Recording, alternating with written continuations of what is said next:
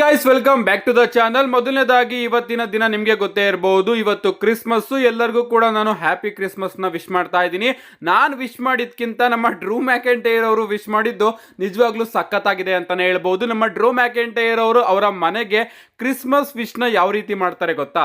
ಹೋಗ್ತಾರೆ, ಬಾಗ್ಲನ್ನ ತೊಡ್ತಾರೆ, ಸತ್ freaking Rollins ಅವರ ಥೀಮ್ ಸಾಂಗ್ ನ ಪ್ಲೇ ಮಾಡ್ತಾರೆ ಅಂಡ್ ಹೇಳ್ತಾರೆ, ಈ ವರ್ಷ ನಾನು ಚಾಂಪಿಯನ್ ಆಗಿಲ್ಲ, ಬಟ್ ಮುಂದಿನ ವರ್ಷ ನಾನು ಖಂಡಿತವಾಗ್ಲೂ ಕೂಡ ಚಾಂಪಿಯನ್ ಆಗ್ತೀನಿ ಅಂತ ಕೆಲವೊಂದಷ್ಟು ಫೋಟೋಸ್ಗಳನ್ನ ಹಾಕ್ತಾರೆ. ಆ ಫೋಟೋಸ್ಗಳಲ್ಲಿ ಅವರೇ ಇರ್ತಾರೆ ಅಂಡ್ ಮುಂದಿನ ವರ್ಷ ಇವರಲ್ಲಿ ಯಾರಾದ್ರೂ ಒಬ್ರು ಚಾಂಪಿಯನ್ ಆಗೇ ಆಗ್ತಾರೆ ಅಂತ ಹೇಳ್ತಾರೆ.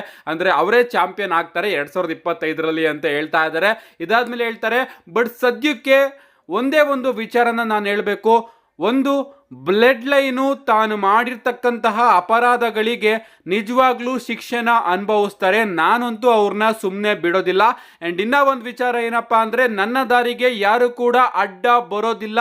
ನಾನು ಕೋಡಿ ರೋಡ್ಸೋರ ರೀತಿ ಕಾಣಿಸ್ಕೊಳ್ಳೋದಕ್ಕೂ ಕೂಡ ರೆಡಿ ಆಗಿದ್ದೀನಿ ಇದಕ್ಕೋಸ್ಕರ ಅಂತ ನಮ್ಮ ಡ್ರೂ ಮ್ಯಾಕೆಂಟೈರ್ ಅವರು ಹೇಳ್ತಾರೆ. ಅಂಡ್ ತನ್ನ ಫೋಟೋಗೆ ಕೋಡಿ ರೋಡ್ಸ್ ಅವರ ಸಿಂಬಲ್ನ ಟ್ಯಾಟೂನು ಕೂಡ ಅವರು ಫೋಟೋಶಾಪ್ ಮಾಡಿದ್ದಾರೆ ಅಂತಾನೆ ಹೇಳ್ಬೋದು.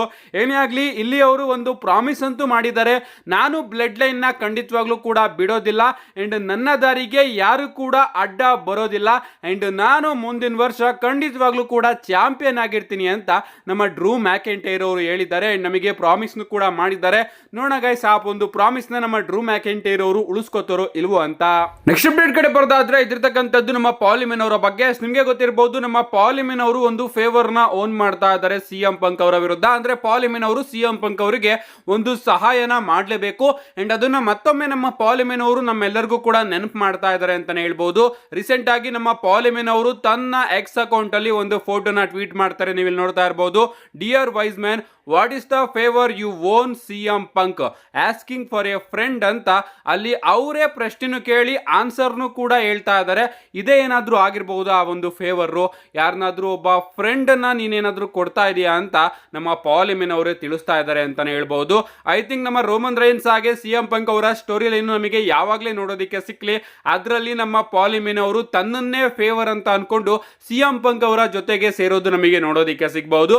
ನೋಡೋಣ ಗೈಸ್, ಈ ಒಂದು ಸ್ಟೋರಿನ ಡಬ್ಲ್ಯೂ ಅವರು ಯಾವಾಗ ಪ್ರಾರಂಭ ಮಾಡ್ತಾರೆ ಅಂತ. ಸಿಎಂ ಪಂಕ್ ಬಗ್ಗೆ ಮಾತಾಡ್ತಿದೀವಿ ಅಂದ್ರೆ, ಡಬ್ಲ್ಯೂ ಅವರು ಸಿಎಂ ಪಂಕ್ ಹಾಗೆ ಗಂತರ್ ಅವರ ನಡುವೆ ಒಂದು ಸ್ಟೀಲ್ ಕೇಜ್ ಮ್ಯಾಚ್ ನ ಅಫಿಷಿಯಲ್ ಆಗಿ ಕನ್ಫರ್ಮ್ ಮಾಡಿದ್ದಾರೆ ವರ್ಲ್ಡ್ ಹೆವಿವೇಟ್ ಚಾಂಪಿಯನ್ಶಿಪ್ ಗೆ ಚಿಕಾಗೋದ ಲೈವ್ ಇವೆಂಟ್ ಅಲ್ಲಿ ಅಂತಾನೆ ಹೇಳ್ಬಹುದು. ನಿಮ್ಗೆ ಗೊತ್ತಿರಬಹುದು, ನಾನು ಕೂಡ ವಿಡಿಯೋಸ್ ಗಳಲ್ಲಿ ತಿಳಿಸಿದ್ದೆ, 29ನೇ ತಾರೀಕು ಶಿಕಾಗೋದಲ್ಲಿ ಹಾಲಿಡೇ ಟೂರ್ ನಮಗೆ ನೋಡೋದಕ್ಕೆ ಸಿಗ್ತಾ ಇದೆ ಅಂಡ್ ಅಲ್ಲಿ ಡಬ್ಲ್ಯೂ ಅವರು ಸಿಎಂ ಪಂಕ್ ಹಾಗೆ ಗಂತರ್ ಅವರ ನಡುವೆ ವರ್ಲ್ಡ್ ಹೆವಿವೇಟ್ ಚಾಂಪಿಯನ್ಶಿಪ್ ಗೆ ಒಂದು ಸ್ಟೀಲ್ ಕೇಜ್ ಮ್ಯಾಚ್ ನ ಅಡ್ವರ್ಟೈಸ್ ಮಾಡ್ತಾ ಇದ್ದಾರೆ ಅಂತ. ಅಂಡ್ ಈಗ ಒಂದು ಮ್ಯಾಚ್ ನ ಗ್ರಾಫಿಕ್ ನು ಕೂಡ ನೀವು ಇಲ್ಲಿ ನೋಡ್ತಾ ಇರಬಹುದು.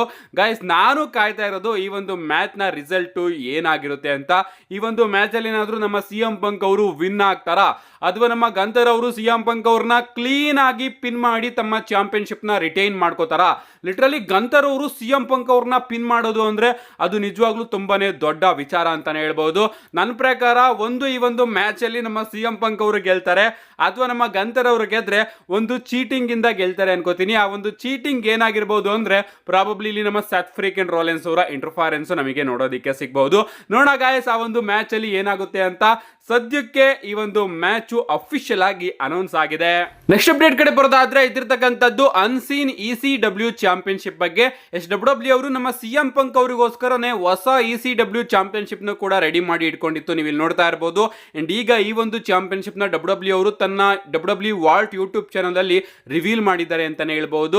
ಅನ್ಫಾರ್ಚುನೇಟ್ ಆಗಿ ಈ ಒಂದು ಚಾಂಪಿಯನ್ಶಿಪ್ ನಮಗೆ ಡಬ್ಲ್ಯೂ ಅಲ್ಲಿ ನೋಡೋದಕ್ಕೆ ಸಿಗ್ಲಿಲ್ಲ, ಟೆಲಿವಿಷನ್ ಅಲ್ಲಿ ನೋಡೋದಕ್ಕೆ ಸಿಗ್ಲಿಲ್ಲ. ಬಟ್ ಈ ಒಂದು ಚಾಂಪಿಯನ್ಶಿಪ್ ನ ಡಬ್ಲ್ಯೂ ಅವರು ನಮ್ಮ ಸಿಎಂ ಪಂಕ್ ಅವ್ರಿಗೋಸ್ಕರ ರೆಡಿ ಮಾಡಿ ಇಟ್ಕೊಂಡಿದ್ರು. ನೆಕ್ಸ್ಟ್ ಅಂಡ್ ಫೈನಲ್ ಅಪ್ಡೇಟ್ ಕಡೆ ಬರೋದಾದ್ರೆ, ಇದಿರ್ತಕ್ಕಂಥದ್ದು ನಮ್ಮ ಅಮೆರಿಕನ್ ನೈಟ್ ಮೇರ್ ಕೋಡಿ ರೋಡ್ಸ್ ಅವರ ಬಗ್ಗೆ. ನಿಮ್ಮೆಲ್ಲರಿಗೂ ಕೂಡ ಗೊತ್ತೇ ಇರಬಹುದು, ರಸಲ್ ಮೇನಿಯಾ 40 ಅಲ್ಲಿ ನಮ್ಮ ಅಮೆರಿಕನ್ ನೈಟ್ ಮೇರ್ ಕೋಡಿ ರೋಡ್ಸ್ ಅವರು ರೋಮನ್ ರೈನ್ಸ್ ಅವ್ರನ್ನ ಸೋಲಿಸಿ ವರ್ಲ್ಡ್ ಹೆವಿವೇಟ್ ಚಾಂಪಿಯನ್ಶಿಪ್ ನ ಗೆಲ್ಲೋದ್ರ ಮುಖಾಂತರ ತನ್ನ ಸ್ಟೋರಿನ ಫಿನಿಶ್ ಮಾಡಿದ್ರು. ಅಂಡ್ ಈಗ ನಮ್ಮ ಕೋಡಿ ರೋಡ್ಸ್ ಅವರು ಯಾವಾಗ ಚಾಂಪಿಯನ್ಶಿಪ್ ನ ಸೋಲ್ತಾರೆ ಅಂತ ಒಂದು ಅಪ್ಡೇಟ್ ಅಂತಾನೆ ಹೇಳ್ಬಹುದು. ರೆಸಲ್ ವುಡ್ಸ್ ಅವರು ಹೇಳ್ತಿರೋ ಪ್ರಕಾರ ಡಬ್ಲ್ಯೂ ಅವರು 2025 ಕೋಡಿ ರೋಡ್ಸ್ ಅವರ ಕೈಯಿಂದ WWE ಚಾಂಪಿಯನ್ಶಿಪ್ ನ ವಾಪಸ್ ತಗೊಳ್ಳೋದಕ್ಕೆ ಪ್ಲಾನ್ ಮಾಡ್ತಾ ಇದಾರಂತೆ.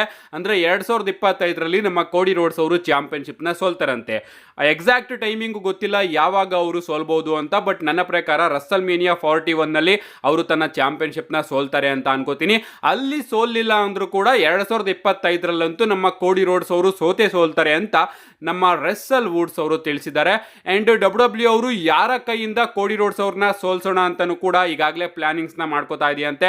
WWE ಅವರು ಥಿಂಕ್ ಮಾಡ್ತಿರ್ತಕ್ಕಂತಹ name CM Punk, Roman Reigns, John Cena ಹಾಗೆ ರಾಕ್. ಈ 4 ಜನರಲ್ಲಿ ಯಾರಾದ್ರೂ ಒಬ್ರು ಕೈಯಲ್ಲಿ ಕೋಡಿ ರೋಡ್ಸ್ ಅವ್ರನ್ನ ಸೋಲ್ಸೋಣ ಅಂತ WWE ಅವರು ಪ್ಲಾನ್ ಮಾಡ್ಕೋತಾ ಇದಾರಂತೆ. ನನ್ಗನ್ಸಿನ ಪಟ್ಟಿಗೆ ಗೈಸ್, ನಮ್ಮ ರಾಕ್ ಹಾಗೆ ಕೋಡಿ ರೋಡ್ಸ್ ಅವರ ಸಿಂಗಲ್ಸ್ ಮ್ಯಾಚ್ ಏನಾದ್ರೂ ನೀವು ರಸಲ್ಮೇನಿಯಾ 41 ನಲ್ಲಿ ಮಾಡ್ತಾ ಇದ್ದೀರಂದ್ರೆ ಆ ಒಂದು ಮ್ಯಾಚ್ ಅಲ್ಲಿ ನಮ್ಮ ರಾಕ್ ಅವ್ರನ್ನ ಹೊಸ ಚಾಂಪಿಯನ್ ಮಾಡಿದ್ರೆ ಚೆನ್ನಾಗಿರುತ್ತೆ ಅನ್ನೋದು ನನ್ನ ಅಭಿಪ್ರಾಯ. ನಿಮ್ಗೆ ಅನ್ಸುತ್ತೆ ಇದ್ರ ಬಗ್ಗೆ ನಿಮ್ಮ ಅನಿಸಿಕೆನ ಕಮೆಂಟ್ ಮಾಡಿ. ಇವತ್ತಿನ ವಿಡಿಯೋ ಲೈಕ್ ಮಾಡಿ, ಚಾನಲ್ ಸಬ್ಸ್ಕ್ರೈಬ್ ಮಾಡ್ಕೊಳ್ಳಿ. See you guys in my next video.